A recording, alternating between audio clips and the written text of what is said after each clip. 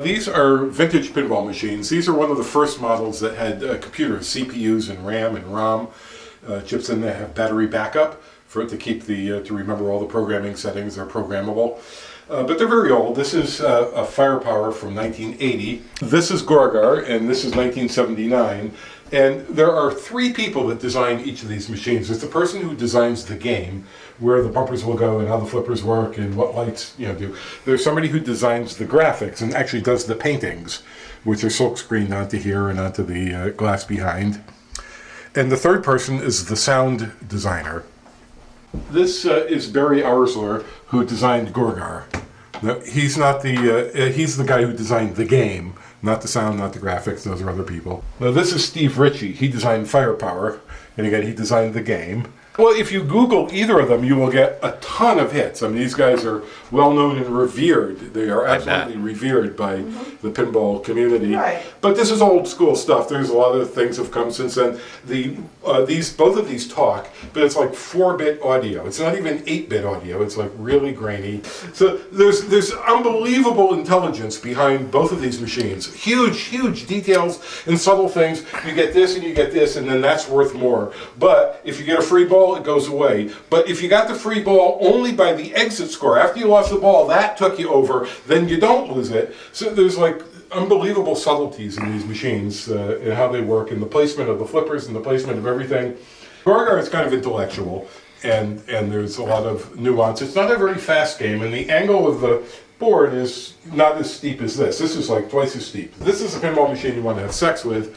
This one works very fast, and it's I won't call it primitive. It's slightly more primitive than Gorgar. This is a slightly slower game. It still can do some very fast things and shoot some balls back at you very quickly. You know, the whole point of pinball is you complete things. When you get the Gore, this becomes worth more when you get a ball up here, and this lights up, and each time you get it, this becomes worth more. When you get the Gar, it advances things. The third time, this becomes 5,000 points for every one of those targets when it's lit. The fourth time you get it, this red light lights up. If you happen to lose the ball there, you get a free ball. Pinball is kind of like a sport. I mean, it's not as active as tennis, but it definitely has strategy. It has speed and quickness of your reflexes. And accuracy. I love these machines. I really like pinball. It was like equated with prostitution and drug use in like the 20s or 30s. They considered this immoral. I guess sort of like gambling. But you don't have to gamble. I mean, it's a fun sport in its own right. The only thing you're gambling for is free games, so you get to play some more. Unlike the Connecticut lottery. Right, and then this opens up. This is the CPU board. This is the driver board. This makes all the lights go, and it reads all the switches. Every time you hit something, it goes through here. The CPU is up there. This is all the soundboard stuff and the speech, and this is the power supply, and this is the power transformer. There's a big filter cap. This is a professional industrial quality machine. I mean, these things cost thousands of dollars new because they go in bars and people kick the crap out of them. You can tell it whether you want 3 balls per game, 5 balls per game. You can control where the free balls happen. You can say, do I want a free ball or a free game?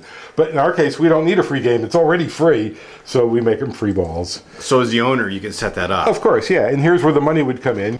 Oh. This comes up here, and it's like you lift the hood. So these are solenoids. These are the things that go clutch-up. Where's the solenoid? Well, these big things here. Okay.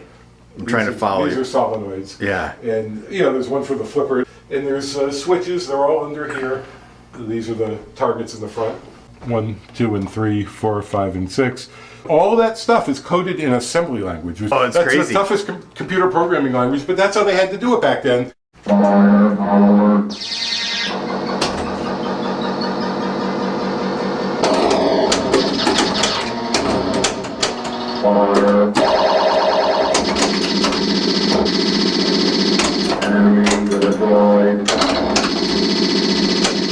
And there's a flashing green light here, if you can see that.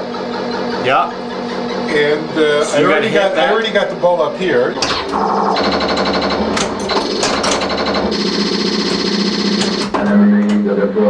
I'm still on ball 1, and I have another fire again. All I need to do is to get this up here,